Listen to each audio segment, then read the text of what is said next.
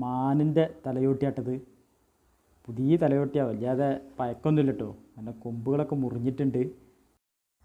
Zafar root ചാനലിൻ്റെ ഇന്നത്തെ യാത്ര ഘോര വനത്തിൻ്റെ ഉള്ളിൽ വർഷത്തിലൊരിക്കയോ 2-3 വർഷം കൂടുമ്പോൾ ഒരിക്കയോ തുറക്കുന്ന ഒരു മക്കാമുണ്ട്, കുണ്ടറ മക്കാം. അവിടേക്ക് നിങ്ങൾക്കും യാത്ര ചെയ്യാം. ഇൻഷാ അല്ലാഹ് ഈ വർഷം ഈ വീഡിയോ കണ്ട് അടുത്ത വർഷം നിങ്ങൾക്കും ഫാമിലിയായിട്ട് ഈ മക്കാമ് പോയി സിയാറത്ത് ചെയ്യാനുള്ള സൗകര്യങ്ങളോട് കൂടിയാണ് ഞാൻ ഈ വീഡിയോ ഇറക്കിയത്. അപ്പോൾ നമ്മളിപ്പോൾ ഉള്ളത് KSRTC കോഴിക്കോട് ബസ് സ്റ്റാൻഡിലാണുള്ളത്. രാത്രി 12 മണി സമയത്ത് ഇവിടെ വന്നു. ഇത് നിങ്ങൾക്ക് രാവിലെ പുലർച്ചെ വണ്ടിക്ക് പോകാനുള്ള സെറ്റപ്പിൽ സുബഹി നിസ്കാരം കഴിഞ്ഞ് കോഴിക്കോട് നിന്ന് കയറുന്ന രൂപത്തിലും വരാവുന്നതാണ്. അപ്പം നമ്മൾ മാനന്തവാടി ബസ്സിൽ കയറി 140 രൂപയാണ് മാനന്തവാടിയിലേക്ക് കോഴിക്കോട് നിന്നും ടിക്കറ്റ് ചാർജ് ഉള്ളത്. അങ്ങനെ മാനന്തവാടി ബസ്സിലാണ് ഇപ്പം നമ്മളുള്ളത്. പുലർച്ചെ 4 മണി നമ്മൾ മാനന്തവാടിയിലെത്തിയിരിക്കുകയാണ്. ഞാൻ ഡൗട്ടുള്ളവർക്ക് ഏരിയ ഇവിടെ എഴുതി കാണിച്ചിട്ടുണ്ട്. അങ്ങനെ ഈ സ്ഥലങ്ങളൊക്കെ എഴുതിയെടുത്തിട്ട് നിങ്ങൾക്ക് ബസ് മാർഗം മാത്രമല്ല നിങ്ങളുടെ വാഹനം എടുത്തും ഈ റൂട്ടിൽ വരാവുന്നതാണ്. ഞാൻ ബസ് ഇറങ്ങിയത് രാത്രി ആയതുകൊണ്ട് തന്നെ മാനന്തവാടി ബസ് സ്റ്റാൻഡിനേക്കാട്ടിലും കൂടുതൽ ആളുകൾ മാനന്തവാടി ബസ് സ്റ്റാൻഡിൻ്റെ തൊട്ട് പുറത്ത്, അതായത് എല്ലാ ബസ്സും ഇവിടെ തന്നെ വരും. സ്റ്റാച്ചു, അതായത് ഇവിടെ ഒരു ഗാന്ധി സ്റ്റാച്ചു ഉണ്ട്. അപ്പം അവരോട് പറഞ്ഞാൽ മതി ഗാന്ധി സ്റ്റാച്ചുവിൻ്റെ അടുത്തിന് അല്ലെങ്കിൽ ഗാന്ധിൻ്റെ ഇതിൻ്റെ അടുത്തിന് പറഞ്ഞാൽ അവർക്കറിയാം. അവർ ആ ജംഗ്ഷനിൽ ഇറക്കിത്തരും. ഇവിടെ എത്തിക്കഴിഞ്ഞാൽ നമുക്ക് നല്ലൊരു ചായയൊക്കെ കുടിച്ച് നമുക്ക് ആ കാണുന്നതാണ് പള്ളി. മുകളിലോട്ട് നോക്കിയാൽ ഒരു മുനാരം കാണാം. നമ്മൾ ഇവിടെ നിന്നും നേരെ പള്ളിയിലേക്ക് പോവാണ്. ഇനി ബസ് സ്റ്റാൻഡിലാണ് ഇറങ്ങിയത് എങ്കിലും പ്രശ്നമില്ല. എല്ലാ ബസ്സും ബസ് സ്റ്റാൻഡിലും ഇവിടെയും വന്നിട്ടേ പോവുള്ളൂ. ഇനി ഈ സ്ഥലം തന്നെ തിരഞ്ഞ് നടക്കണ്ട. വെറുതെ ഒന്ന് ബസ്സുകാരോട് ചോദിച്ച് നോക്കുക, സ്റ്റാച്ചുവിൻ്റെ അടുത്തേക്ക് പോകുമോ എന്ന് ചോദിച്ചിട്ട് സ്റ്റാച്ചുവിൻ്റെ അടുത്ത് പോകുമെങ്കിൽ സ്റ്റാച്ചുവിൻ്റെ അടുത്ത് വന്നിറങ്ങുക. ഇവിടെ എപ്പോഴും സ്റ്റാൻഡിനേക്കാട്ടിലും കൂടുതൽ ആളുകളുണ്ടാവും. കണ്ണൂർ റോഡും ഈ റോഡും എല്ലാം വന്ന് കയറുന്നൊരു ഏരിയയാണ്. ഇവിടെ പള്ളിൻ്റെ അടുത്തേക്ക് ഇങ്ങോട്ട് നടന്ന് വന്നപ്പം ഇതാണ് ബസ് സ്റ്റാൻഡിലേക്കുള്ള റോഡ്. നേരെ പോയാൽ മൈസൂർ, ആ മൂല്യന്മാർ പോയ റോഡിന് മൈസൂർ, താഴത്തേക്ക് ഊട്ടിക്കും കോഴിക്കോടിലേക്കും ബസ് സ്റ്റാൻഡിലേക്കൊക്കെ താഴത്തേക്കാണ് പോവുക. ഇവിടെ വന്നിട്ട് എല്ലാ ബസ്സും റൗണ്ട് അടിച്ചിട്ടേ പോവുള്ളൂ. അതുകൊണ്ട് നേരെ ആ റൗണ്ട് ബോട്ടിന് സ്റ്റാച്ചുവിൻ്റെ അടുത്തിന്, അതായത് ഗാന്ധി പാർക്ക്, ഗാന്ധി സ്റ്റാച്ചു കാണാം, ഒരു പ്രതിമ, അതിൻ്റെ അടുത്തിന് നേരെ അങ്ങ് നടന്നു പോന്നാൽ പെട്രോൾ പമ്പിൻ്റെ അടുത്തെത്തുമ്പം ഇതുപോലത്തെ ഒരു പള്ളി കാണാം. പള്ളി ഓപ്പണല്ല, 4 മണി ആയതുകൊണ്ട് തന്നെ പുലർച്ചെ 4 മണിക്കാണ് നമ്മളിവിടെ എത്തുന്നത്. അപ്പോൾ പള്ളി ഓപ്പണല്ല. ഏതായാലും പള്ളിൻ്റെ പുറത്ത് ഞങ്ങളവിടെ ഇരുന്നു. സുബഹി നിസ്കാരമൊക്കെ അവിടുന്ന് ജമാഅത്തോടുകൂടി കഴിച്ച് 6:10 ഇവിടെ നിന്നും നേരെ മൈസൂരിലേക്കുള്ള ബസ്. ആ ബസ് എല്ലാ ബസ്സിനും നമുക്ക് പോകാൻ പറ്റൂല.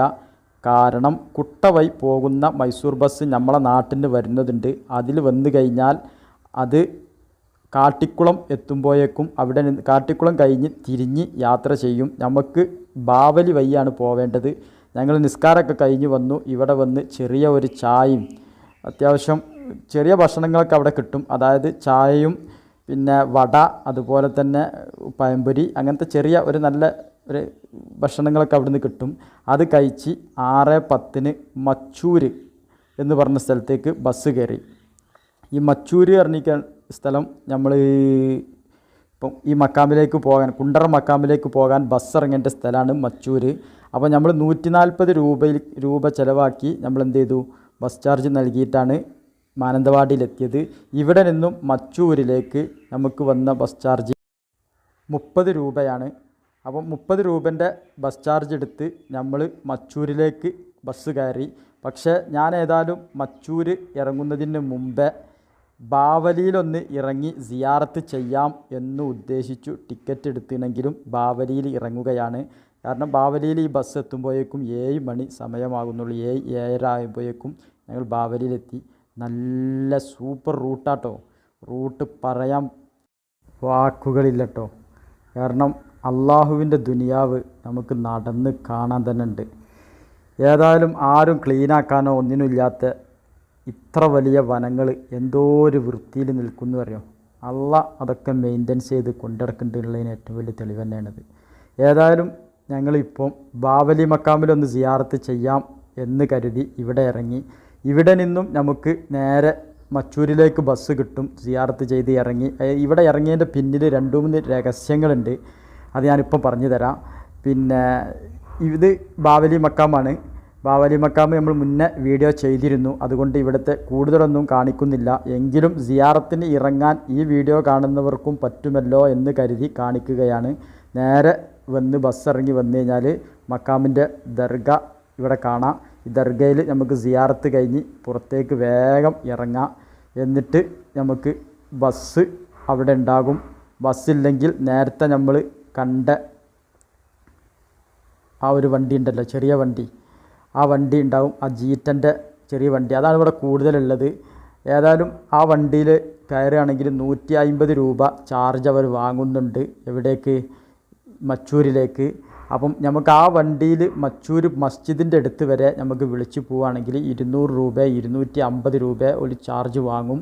അതുകൊണ്ട് നമുക്ക് പ്രശ്നമില്ല. ഒരു 4-5 ആളുകൾ ഇവിടുന്ന് എപ്പോഴും ആണ്ടിൻ്റെ അന്ന് ആളുകൾ ഉണ്ടാവും.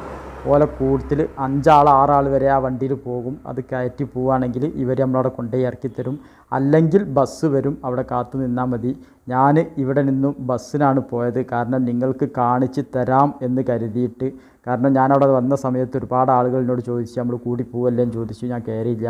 പിന്നെ ഇവിടെ ഇറങ്ങിയതിൻ്റെ പിന്നിലുള്ള രഹസ്യം, ഇവിടെ നല്ല ഭക്ഷണം കിട്ടും. കേരള ഭക്ഷണം.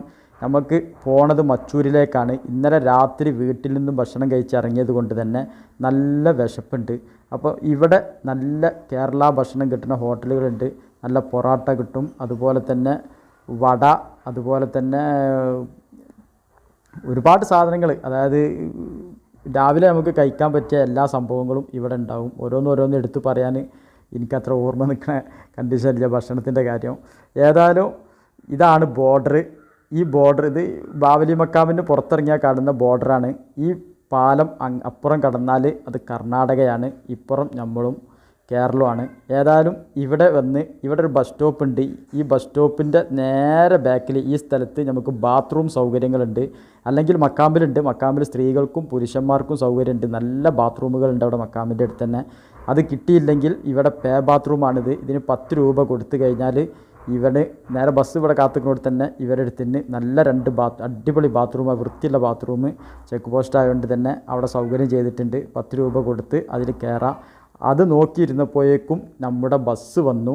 അപ്പം ഈ വരുന്നതാണ് അല്ല, ഇവിടെ ഈ കാണുന്ന കാറുകളൊക്കെ സിയാറത്തിന് പോകുന്നവരാണ്. ബസ്സിൽ കയറി. ബസ്സിൽ അസാമാന്യ തിരക്ക്, എന്ത് പറയാനാ. ഏതായാലും തിരക്കാണെങ്കിലും കയറാല്ലാതെ നിവർത്തില്ല. അതിൽ കയറി. ഇതാണ് അവിടേക്കുള്ള റൂട്ട്. നമ്മളിപ്പോൾ ഇതുവരെ വന്ന അതുപോലെ തന്നെയാണ്. കർണാടകയിലേക്ക് കടന്നപ്പോഴേക്കും 20 മിനിറ്റ് യാത്രയാണ് ഇവിടെ നിന്നും നമുക്ക് മച്ചൂരിലേക്കുള്ളത്. ആ യാത്രയിൽ കാണാനുള്ള ആ ഒരു കണ്ടീഷൻ ഉണ്ടല്ലോ, അത് പറഞ്ഞറിയിക്കാൻ പറ്റില്ല. ഭയങ്കര ആളാട്ട ബസ്സിൽ. KSRTC ഫുൾ ലോഡാണ്. കാരണം ഇത്ര ലോഡ് ഈ ബസ്സിന് ഉണ്ടാവരില്ല. അതിന്ന് ആണ്ടിൻ്റെ ദിവസമായതുകൊണ്ട് ആണ് ഈ ലോഡ്. അപ്പോൾ നമ്മളങ്ങനെ വന്ന് മച്ചൂര് പറഞ്ഞ സ്ഥലത്ത് ബസ് ഇറങ്ങി. ഇതാണ് മച്ചൂര്. ഇവിടെ എത്തുമ്പോഴേക്കും നമ്മളെ ഭക്ഷണത്തിൻ്റെ ടേസ്റ്റുകളൊക്കെ മാറി. അതുകൊണ്ടാണ് ഞാൻ പറഞ്ഞത് അവിടുന്ന് ഭക്ഷണം കഴിച്ച് പോരാ എന്ന് പറഞ്ഞത്. ഓക്കെ, എല്ലാ ഭക്ഷണവും അവിടെ കിട്ടും. നല്ല ഫുഡാണ്. നല്ല വയറ് നിറച്ച് കഴിക്കുക. കാരണം ഇന്ന് ഉച്ച വരെ നമുക്ക് ഭക്ഷണം ഉണ്ടാവില്ല. കാരണം നമ്മൾ നടത്തത്തിനൊരുങ്ങാണ്. നല്ല ആഫിയത്ത് വേണം. വെള്ളം കഴിയുന്നതും നാട്ടിൽ നിന്നും 5-6 ബോട്ടിൽ വെള്ളം ഇതിലിട്ട് കൊണ്ടുവരിക. അപ്പോൾ ഇവിടെ ഉണ്ട് ആ വണ്ടി വിളിച്ചു പോകാനുള്ളതല്ലേ. ബസ് ഇറങ്ങിയാൽ നേരെ ഓപ്പോസിറ്റേക്ക്, അതായത് പിന്നെ നേരെ പോകേണ്ട. ബസ് ഇറങ്ങിയിട്ട് നേരെ ഓപ്പോസിറ്റിലേക്ക് കാണുന്ന റോഡിന് നമുക്കത് കടന്നാൽ ഇതാണ്ടല്ലേ, ഈ റോഡിന് ബസ് പോയി. ഈ റോഡിന് ഇത് ചിലർ ഈ വണ്ടി വിളിച്ച് പോകുന്നുണ്ട്, ചിലർ ഇതിൽ ഒപ്പിച്ച് പോകുന്നുണ്ട് ഈ വണ്ടി. അതായത് കൂടുതൽ ആളാകുമ്പം അവർ തന്നെ ഓരോരുത്തരോട് 10 രൂപ വാങ്ങിയിട്ട് ഈ വണ്ടി എവിടെ വരെ ഉള്ളൂ, 1 കിലോമീറ്റർ അപ്പുറത്ത്, 1 കിലോമീറ്ററിൻ്റെ അടുത്ത് ചെന്ന് കഴിഞ്ഞാൽ ഒരു 950 മീറ്ററോടും ഓടിക്കഴിഞ്ഞാൽ അവിടെ ഒരു പള്ളിയുണ്ട്. ഈ പള്ളിൻ്റെ കമ്മിറ്റിക്കാരാണ് ഈ ആണ്ടിൻ്റെ പരിപാടികളും ഇതിൻ്റെ മൊത്തം ഇൻചാർജുകളും വഹിക്കുന്നത്. അപ്പോൾ നമ്മൾ ആ പള്ളിയുടെ അടുത്തേക്കാണ് ഇപ്പോൾ യാത്ര ചെയ്യുന്നത്. ഞാനും ഏതായാലും നിങ്ങൾക്ക് വീഡിയോ കാണിച്ചും തരാം. എനിക്ക് നടക്കും ചെയ്യാം എന്ന് കരുതി ഞാനും ഇവരുടെ കൂട്ടത്തിൽ നടത്തത്തിനിറങ്ങി. ഞാൻ ഒറ്റയ്ക്കേ വന്നിട്ടുള്ളൂ. കാരണം വീട്ടിൽ നിന്ന് ഇറങ്ങുമ്പോൾ ഞാൻ ഒറ്റയേ ഉള്ളൂ. അപ്പോൾ പിന്നെ ഇങ്ങനെ വന്ന് മച്ചൂരിലേക്ക് എത്തിയപ്പോഴേക്കും ധാരാളം ആളുകളായി. പിന്നെ ആ ബസ്സിലുള്ളവരൊക്കെ അതന്നെയായിരുന്നു. അതുപോലെ തന്നെ നമ്മൾ മാനന്തവാടി എന്ന് നിസ്കരിക്കാൻ കയറിയപ്പോൾ 5-6 ആളുകളെ നമുക്ക് അവിടുന്ന് കണ്ടു. അപ്പം നടന്നിങ്ങനെ വന്ന് ഈ ജംഗ്ഷനിൽ എത്തിക്കഴിഞ്ഞാൽ ഇത് ശരിക്കും വീഡിയോ സ്ക്രിപ്റ്റ് ചെയ്യാതെ കാണണം. കാരണം നമ്മൾ ചില സമയത്ത് ഒറ്റപ്പെട്ട് പോയാൽ വയ്യ അറിയാതെ കുടുങ്ങും. ഇങ്ങനെ വന്നാലും ട്രാൻസ്ഫോമർ കാണാം. ട്രാൻസ്ഫോമറിൻ്റെ അടുത്ത് നിന്നും ഇടത്ത് സൈഡിലേക്കാണ് തിരിയേണ്ടത്, വലത്ത് സൈഡിലേക്കല്ല. അവിടെ ടാങ്ക് പോലത്തെ സംഭവം ഉണ്ട്, അതൊക്കെ ഞാൻ ഇതിൽ കണ്ടു. അത് നിങ്ങൾ വീഡിയോ ശ്രദ്ധിക്കുക. ഈ ടാങ്ക് പോലത്തെ സംഭവത്തിൻ്റെ കൊണ്ട് ഇങ്ങനെ തിരിഞ്ഞ് കുറച്ച് മുന്നോട്ട് പോന്നു കഴിഞ്ഞാൽ നമുക്ക് നല്ല വയലുകളും അടിപൊളി കൃഷികളൊക്കെ ഉള്ള ഏരിയ ഉണ്ട്. ഇതുപോലെ അല്ലേ മേലെ ഏറുമാടങ്ങൾ കെട്ടിച്ചിരുന്നു ഇതിൻ്റെ മുകളിൽ. അപ്പോൾ വല്ല മൃഗങ്ങളൊക്കെ ഇറങ്ങിയിട്ടായിരിക്കാം. ഒരു തണൽ കിട്ടി, 2 സെക്കൻഡ് അവിടെ നിന്ന് നോക്കി. കൂടുതൽ നിന്നാൽ നമ്മളെ കൂട്ടത്തിലുള്ള ആളുകൾ മുൻകൂട്ടി പോയി കഴിയും, വഴി അറിയാത്ത വിഷയം വരും എന്ന് കരുതി അവരെ കൂട്ടത്തിലേക്ക് യാത്ര ചെയ്തു. ഇപ്പം ഇവിടെ വാഹനങ്ങൾ നമ്മൾ കാറ് കൊണ്ടൊക്കെ വരികയാണെങ്കിൽ നമുക്ക് ഈ പള്ളി വരെ നമുക്ക് വരാവുന്നതാണ്. ഇതാണ് ആ മസ്ജിദ്. ഇതിൻ്റെ അടുത്ത് വണ്ടി പാർക്ക് ചെയ്ത് നിങ്ങൾ കണ്ടല്ലോ. ഈ റോഡ് സൈഡിലും അവിടെ പാടത്തൊക്കെ വണ്ടി പാർക്ക് ചെയ്തിട്ടുണ്ട്.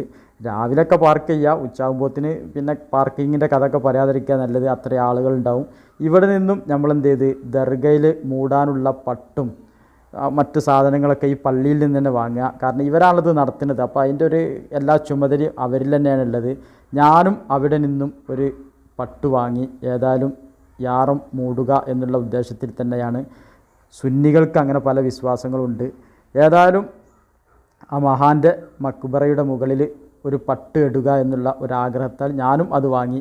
ഇതാണ് പള്ളീൻ്റെ മുന്നോട്ട് കിടക്കുമ്പോഴുള്ള റോഡ് കണ്ടില്ലേ. ഈ റോഡിൻ്റെ സെറ്റപ്പാണ്, ടാറിട്ട റോഡ് എന്ന് പറയാൻ മാത്രമുണ്ട്. അവിടെ നിന്ന് കുറച്ചുകൂടി മുന്നോട്ട് വന്ന് അവിടെ ഒരു ചെക്ക് പോസ്റ്റ് ഉണ്ട്. ആ ചെക്ക് പോസ്റ്റിൻ്റെ അടുത്ത് വരെ മറ്റുള്ള വാഹനങ്ങളൊക്കെ വരും. ഈ ചെക്ക് പോസ്റ്റ് കഴിഞ്ഞാൽ ഈ പോണ വണ്ടി ഉണ്ടല്ലോ, അത് കമ്മിറ്റിൻ്റെ ഫ്രീ വണ്ടിയാണ്. കമ്മിറ്റിക്കാർ ഫ്രീ ആയിട്ട് ഓട്ടുന്ന വണ്ടിയാണ്. പക്ഷെ അതിൽ കയറുക എന്ന് പറഞ്ഞാൽ ഒരു ടാസ്ക്കാണ്. ആയിരക്കണക്കിന് ആളുകളുണ്ട്, എങ്ങനെ അതിൽ കയറാനാ? ഏതായാലും കാത്തു നിന്നാൽ കയറാൻ കഴിയും, പിന്നെ ഇടിച്ച് കയറി കയറാം. സ്ത്രീകളുണ്ടെങ്കിൽ ബുദ്ധിമുട്ടാകും. അപ്പം അവർക്ക് എന്ത് ചെയ്യുക, അവിടുന്ന് കടന്ന ഉടനെ, ചെക്ക് പോസ്റ്റ് കടന്ന ഉടനെ ഈ ഏരിയയിൽ താമസിക്കുന്ന അവിടുത്തെ കുറച്ച് ചെറുപ്പക്കാർ കൂടിയിട്ട് വാഹനം പ്രൈവറ്റായിട്ട് ഒപ്പിക്കുന്നുണ്ട്. അതായത് ഒരാളോട് 30 രൂപ ചാർജ് വാങ്ങിയിട്ട് അവരിങ്ങനെ കൊണ്ടുവരും. പക്ഷെ അതിൽ ഒരു പരിധി വരെ ഉണ്ട് കേട്ടോ. അത് നേരെ വന്നിട്ട് ഇപ്പം ഈ പുഴ കിടക്കണേ, കബനിപ്പുഴയാണിത്. ഇത് വെള്ളം വറ്റിയ സമയമാണ്, അതുകൊണ്ടാണ് ഇപ്പോൾ നമുക്ക് അനുമതി കിട്ടിയത്. അപ്പോൾ ഈ കല്ലുകളൊക്കെ അവരെടുത്ത് വെച്ച് റെഡിയാക്കി വന്നതാണ്. തൽക്കാലം നമുക്ക് റൂട്ട് ക്ലിയറാക്കി തന്നതാണ്. ഇതിൻ്റെ അപ്പുറം ഇപ്പുറമൊക്കെ വലിയ കാടുകളാണ്, ആനപ്പിണ്ടികളാണ് ആ കാണുന്നത്. ആനകൾ സ്വൈര്യവിഹാരം നടത്തുന്ന ഏരിയയിലൂടെയാണ് നമ്മൾ യാത്ര ചെയ്യുന്നത്. അപ്പോൾ നമ്മൾ മുന്നോട്ട് പോകുമ്പോൾ ഫസ്റ്റ് കണ്ട ഒരു ടീം, അതായത് നമ്മളെക്കാളും കുറച്ച് മുമ്പേ അവിടെ കയറിയ ടീം തിരിച്ച് വന്ന് തുടങ്ങുന്ന ഒരു രംഗമാണ് ആ കണ്ടത്. ഇതാണ് ഞാൻ അവിടെ നിന്ന് എടുത്തൊരു സെൽഫി. വല്ലാത്തൊരു വെയിൽ, അതായത് ഇതൊരു പുഴയാണ് നമ്മളിപ്പോൾ നടക്കുന്നത്. ആ വണ്ടിൻ്റെ അടയാളം കാണുന്നത് ഫോറസ്റ്റ് ഓഫീസർമാർ ഈ റൂട്ടിൽ നടന്ന്, അതായത് അവർ വണ്ടി ഇതിലൂടെ ഇങ്ങനെ ഓടുന്നുണ്ട്. ആ വണ്ടി ഓടുന്ന ഒരു ട്രാക്കാണ് ആ കാണുന്നത്. അല്ലാതെ നമ്മളെ പ്രൈവറ്റ് വണ്ടികൾ ഇങ്ങോട്ട് കടത്തി വിടില്ല.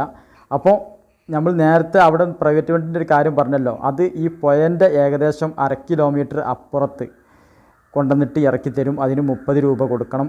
അങ്ങനെ ഈ കാട്ടിലെത്തിയപ്പം ഇങ്ങനൊരു വാഹന സർവീസ് നമ്മൾ കണ്ടു. പക്ഷേ ആ സർവീസിൽ കയറാൻ എല്ലാവരും ഓടുന്നത് കൊണ്ട് നമുക്ക് കയറാൻ കഴിഞ്ഞില്ല. പിന്നെ നമ്മൾ നേരത്തെ തന്നെ അല്ല ആളുകളെ വരി കണ്ടില്ല നിങ്ങൾ. ഇത് ഈ വരി തെറ്റാൻ പാടില്ല, കാരണം തെറ്റിക്കഴിഞ്ഞാൽ നമ്മൾ റൂട്ട് തെറ്റിപ്പോവും. ഇത് നമുക്കായിട്ട് അവരുണ്ടാക്കി വെച്ചതാണ്. അപ്പോൾ ഈ കൊല്ലം യാത്ര ചെയ്തത് പുഴയുടെ സൈഡിലൂടെ ആയതുകൊണ്ട് തന്നെ നല്ല കടുത്ത വെയിലാണ്. പക്ഷേ കാടിൻ്റെ ഒരു അന്തരീക്ഷമായതുകൊണ്ട് തന്നെ വെയിൽ അത്ര എഫക്റ്റ് ചെയ്തില്ല. ഇപ്പം നമ്മൾ ആ ഒരു ഏരിയയിൽ നിന്നും കയറി കാട്ടിലേക്ക് പ്രവേശിച്ചു. ഈ കാട്ടിലൂടെ നമുക്ക് 1 കിലോമീറ്ററിൻ്റെ അടുത്ത് നടക്കാനുണ്ട്. അങ്ങനെ നടന്ന് നമ്മൾ മക്കാമിലെത്തി. ഞാൻ ഒരുപാട് വീഡിയോ കട്ട് ചെയ്ത് ഒഴിവാക്കിയതാണ്. പല രംഗങ്ങളും കാണാണ്ട് അവിടെ. കാരണം നമ്മൾ ആ ട്രാക്കിൽ നിന്നും അങ്ങനെ ഞാൻ വാങ്ങിയ പട്ട് ഞാൻ അതിൻ്റെ മുകളിൽ ആ ചുവപ്പ് പട്ട് വിരിച്ചു. അൽഹംദുലില്ലാ, മനസ്സിന് റാഹത്തായി. അത് നമ്മളെ വിശ്വാസത്തിൻ്റെ ഒരു ഭാഗമാണ്. അത്രയും വലിയ തിരക്കിൻ്റെ ഇടയിൽ ആ പട്ട് ഞാൻ അവിടെ വിരിച്ചു. ഇതുപോലെ ഓരോ വന്ന ആളുകളും ഉസ്താദുമാർ ഇങ്ങനെ ഇരുന്നിട്ട് വലിയ വലിയ മൗലൂദുകളും റാത്തീബുകളും പല സംഭവങ്ങളും അവിടെ നടക്കുന്നുണ്ട്. ഈ കാടിൻ്റെ ഉള്ളിലെ ശബ്ദം ഞാൻ നിങ്ങളൊന്ന് കേൾപ്പിച്ച് തരാം.